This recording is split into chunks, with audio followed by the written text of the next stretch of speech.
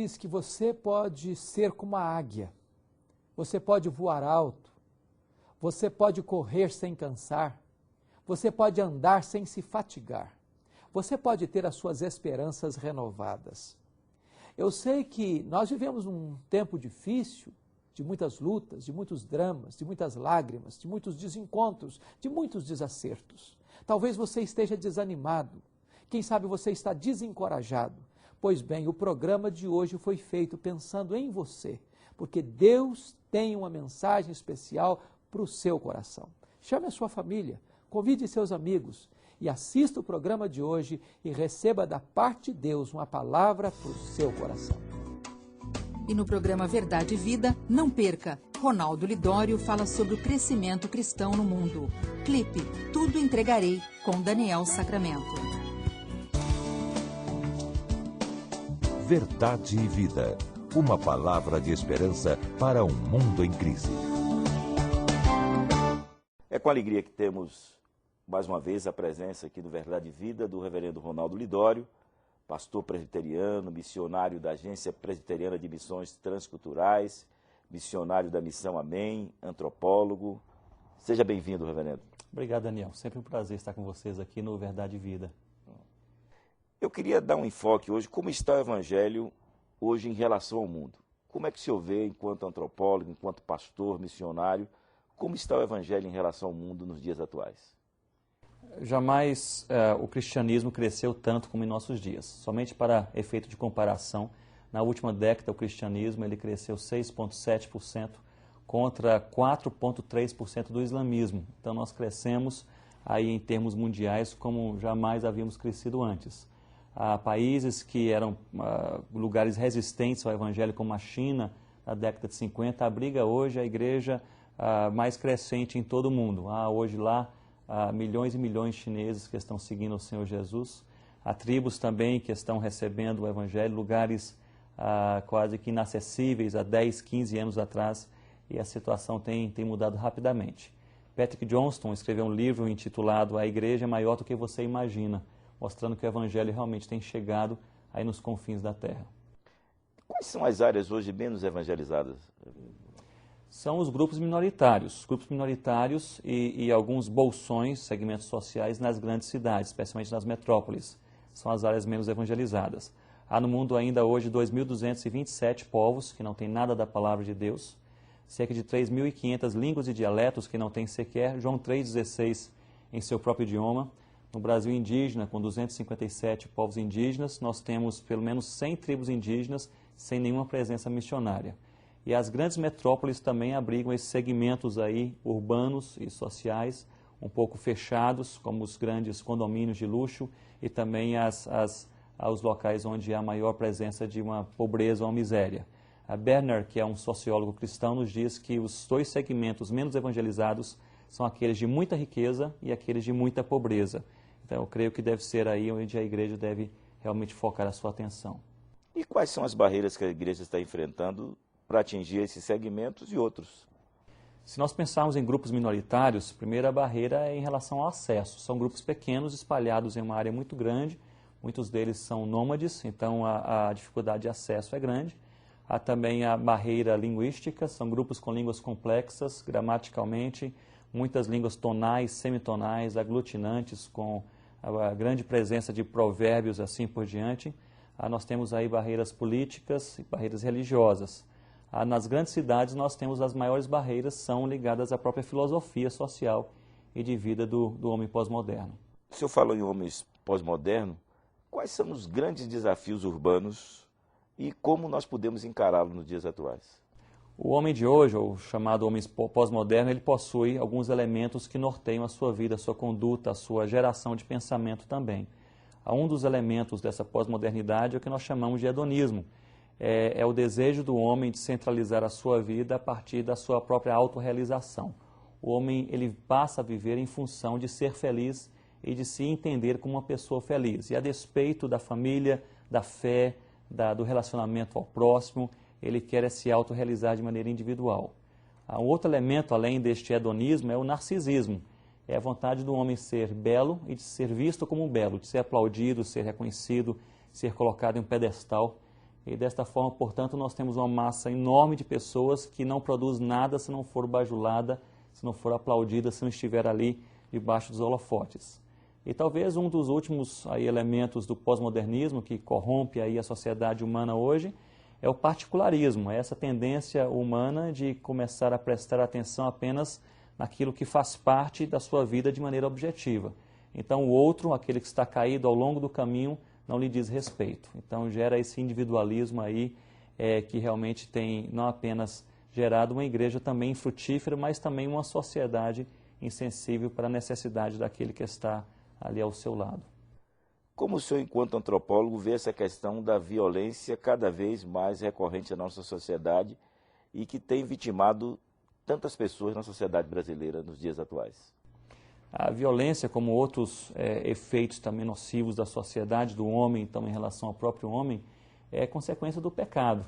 Nós falamos sobre a questão da educação, a necessidade de investirmos na educação, na conscientização, na harmonia social, mas se nós notarmos que o fundamento principal da violência é realmente o pecado que o homem abriga o seu coração. E se torna violento a partir que há uma necessidade de violência e uma oportunidade de violência. Eu creio que a igreja precisa se envolver e investir em projetos sociais de relevância na área de recuperação de drogados, na área também de educação básica, na área também de habitação. Porém, o tesouro mais precioso que a igreja tem para fazer diferença é realmente levar o evangelho do Senhor Jesus àqueles que realmente precisam dele. Muito obrigado, reverendo. Eu queria que o senhor encerrasse dando uma mensagem rápida aos amigos telespectadores e depois da sua mensagem nós vamos ouvir uma música e depois a mensagem do reverendo Hernandes Dias Lopes. Que Deus te abençoe e guarde, que Deus lhe dê dias bons. Não sei como você se encontra aí nesta manhã, mas quem sabe você está insone, muitas noites perdidas, o coração aí acelerado com as preocupações da vida. Eu quero lhe encorajar a você crer um pouco mais em Deus. Eu gostaria de lhe encorajar em você não desistir jamais e você crer comigo e conosco aqui nesta manhã de que Deus a qualquer momento pode fazer alguma coisa nova em sua vida. Então nesse momento faça uma oração enquanto você ouve essa música, entregando a sua vida ao Senhor Jesus ou fazendo um compromisso de você crer um pouco mais e caminhar um pouco mais com Cristo. Que Deus nos abençoe. Verdade e vida. A palavra de Cristo para uma vida melhor.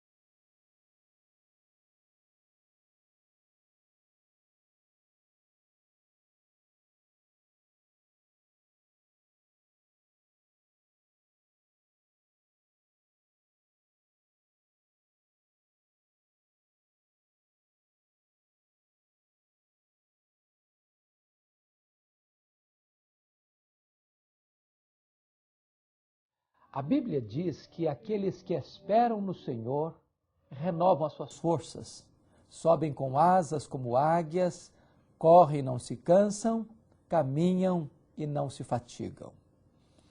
Hoje eu quero conversar com você sobre esperanças renovadas.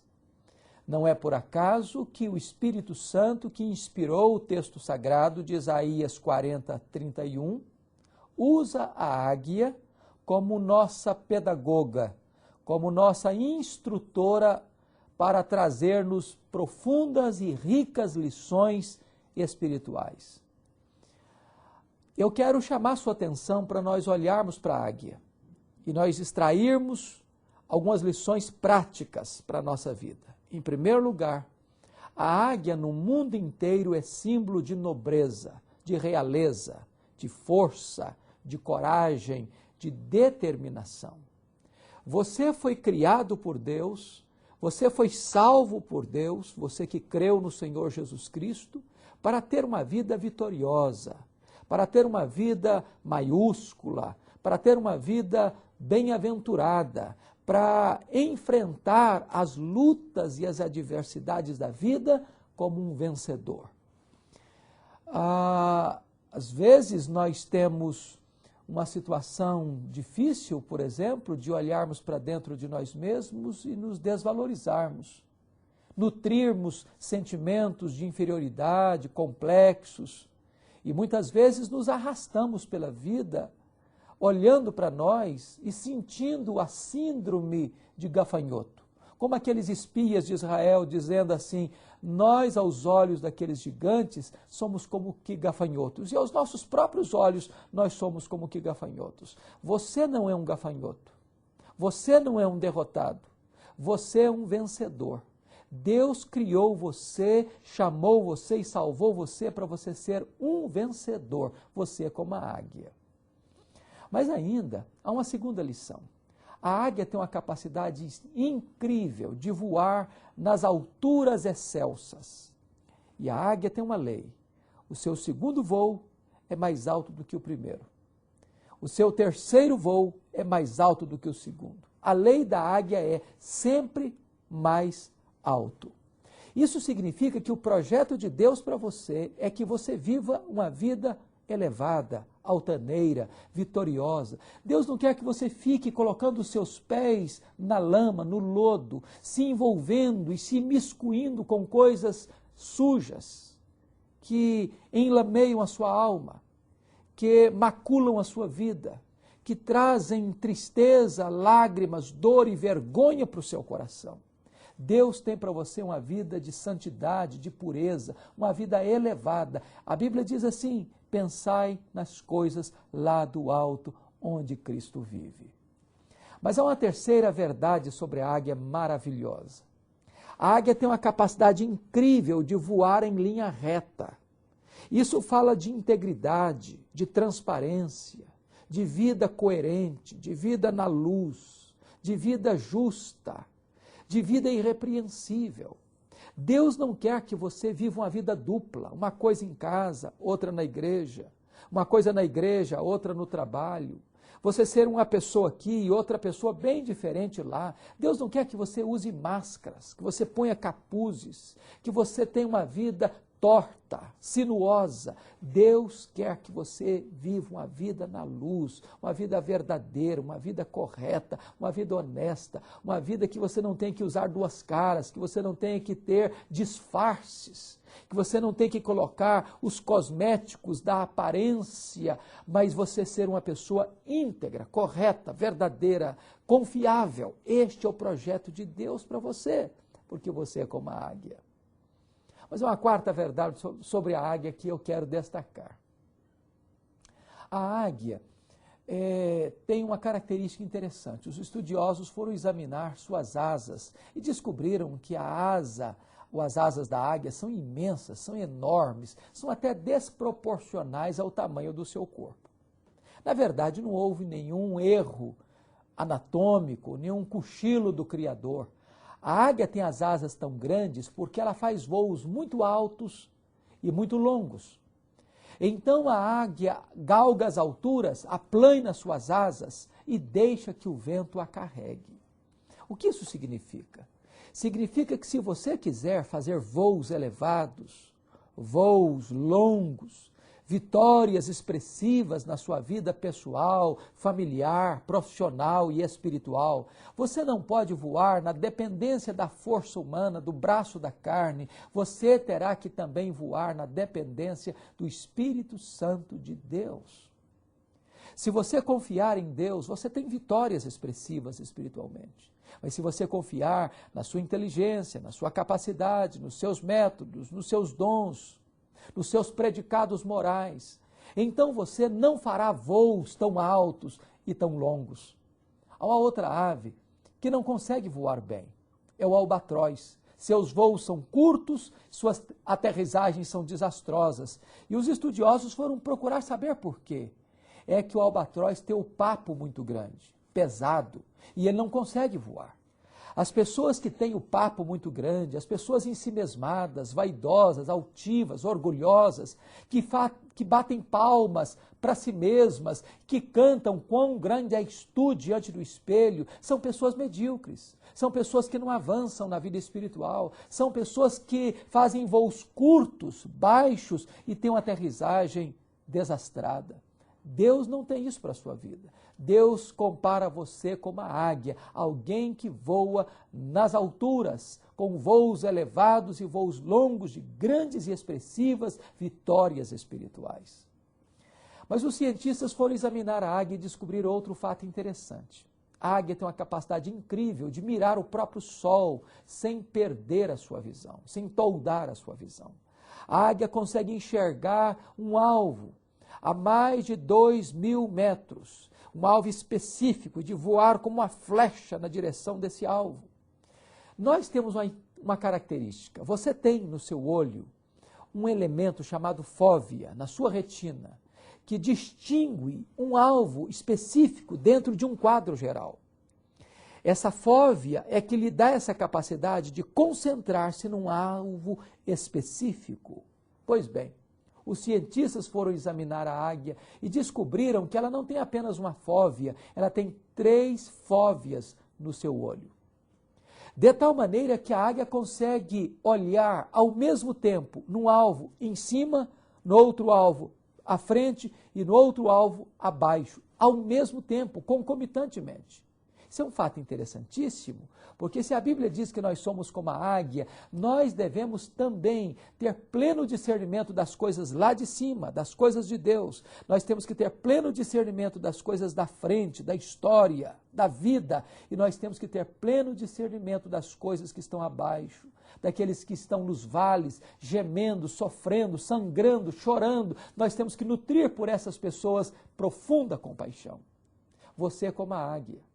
Há muitas pessoas que têm a mente peregrina, que são cultas, inteligentes, que percorrem pelos corredores do saber com grande desenvoltura, mas que não têm nenhum discernimento espiritual. Não é este o projeto de Deus para você. Deus quer que você conheça as coisas lá do alto, que você conheça as coisas de Deus, que você mergulhe nas coisas espirituais e tenha os olhos da sua alma abertos pela iluminação do Espírito Santo de Deus.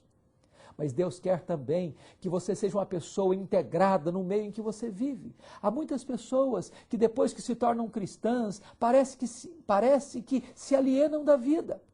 Não estão mais atentas, atualizadas, integradas no meio em que vive, na família, na escola, no trabalho, nas informações do mundo ao seu redor. Deus quer que você seja uma pessoa integrada, uma pessoa atualizada, uma pessoa que vive, convive no meio em que você está, na família, no trabalho, nos negócios, no conhecimento, porque você é como a águia, você tem uma visão clara do mundo à sua frente.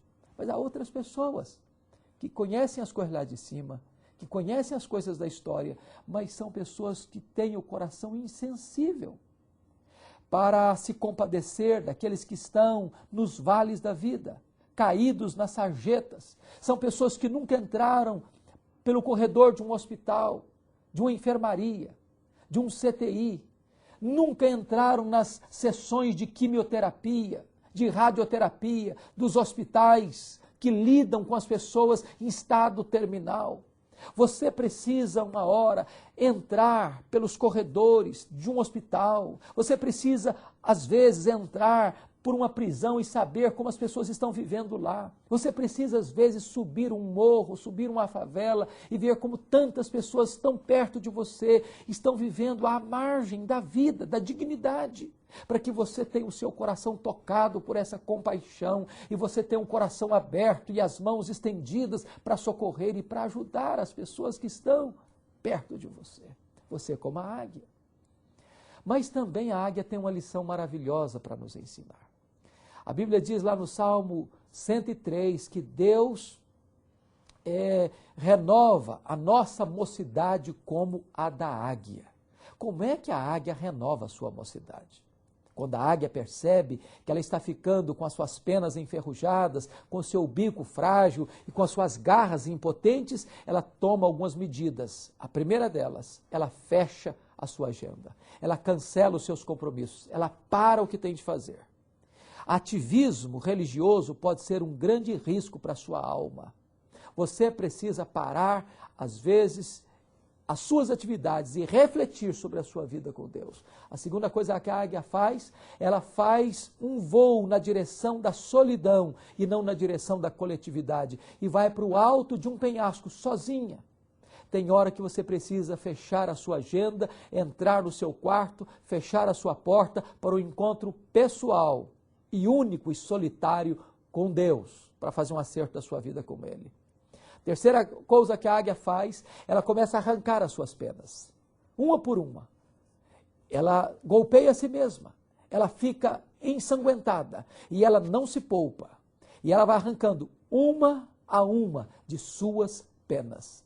Quarto lugar, ela pega o seu bico e começa a lixar o seu bico na pedra. Vai doendo, vai sangrando, ela vai se agredindo, ela fica totalmente desfigurada, mas ela não se poupa. Em quinto lugar, ela pega as suas garras e bate as suas garras na pedra. Bate as suas garras na pedra. E aquelas unhas frágeis e velhas vão caindo. E ela não se poupa, e ela se agride, ela se golpeia. E ela termina esse processo completamente desfigurada e ensanguentada.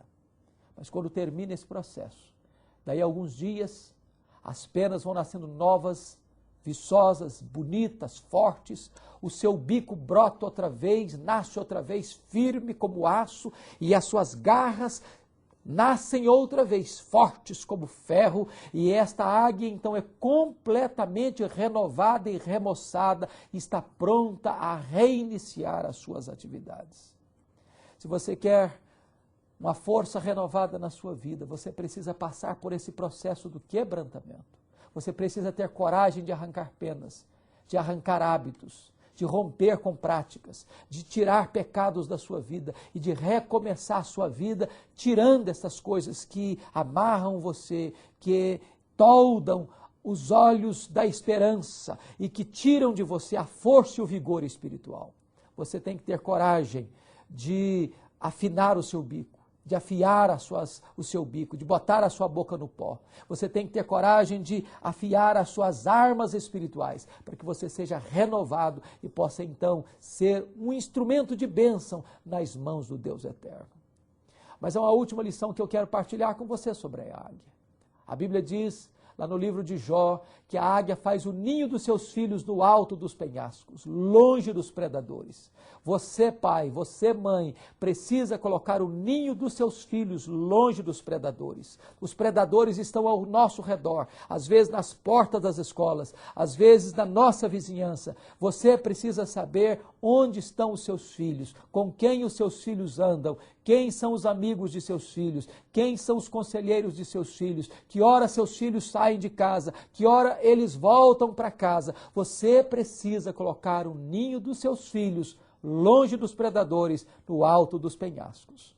Mas a águia ensina que quando esses filhotes estão na hora de sair para a vida, ela começa a voar sobre o ninho, ensinando o filho que é preciso olhar para o seu exemplo e para a sua atitude. Pai e mamãe, você ensina filho, não apenas com palavras, você ensina seus filhos com exemplo. Mas você pode dizer, pastor, e se os meus filhos não quiserem seguir o meu exemplo? A águia vai lá no ninho então e tira a penugem, tira o capinho macio e deixa as ferpas. Tem hora que a única linguagem que os nossos filhos vão entender é a linguagem da disciplina. Mas e se os filhos não querem seguir a disciplina? A águia então vai lá no ninho e pega o seu filhote com as suas possantes garras e o ajorra do ninho e joga-o no chão. O filho que nunca voou, não sabe voar e sai dando cambalhotas. E a águia deixa. Quando o filho está prestes a esborrachar-se no chão, ela vai lá e o toma outra vez e o leva para as alturas. E ela faz isso 1, 2, 3, 5, 10 vezes, até que o filhote aprende a voar sozinho. A lei da águia é essa: meu filho tem que ser meu discípulo. A lei da águia é essa: eu nunca desisto do meu filho, eu nunca abandono meu filho, eu nunca o deixarei e desistirei dele. Eu investirei nele até que ele possa aprender a caminhar sozinho e a voar sozinho. Você é como a águia. Deus chamou você pai, Deus chamou você mãe para investir na vida de seus filhos, para colocar os seus filhos no altar de Deus, para que eles sejam instrumentos nas mãos de Deus, vasos de honra nas mãos do Deus eterno. Eu quero concluir essa palavra dizendo o seguinte: você pode ter as suas esperanças renovadas, porque a Bíblia diz que você é como a águia. Assim como Deus renova as forças da águia, Deus renova as suas forças. E Deus quer que você se levante onde você está, ponha os seus olhos em Deus, ponha a sua confiança em Deus, porque você também terá suas forças renovadas, você também subirá com asas como águia, você também correrá e não se cansará, você caminhará e não se fatigará, porque é Deus quem pode fazer este milagre na sua vida. Que Deus abençoe você, em nome de Jesus. Verdade e Vida, mostrando o caminho do perdão e da vida eterna. Eu sou o caminho, e a verdade e a vida. Ninguém vem ao Pai senão por mim.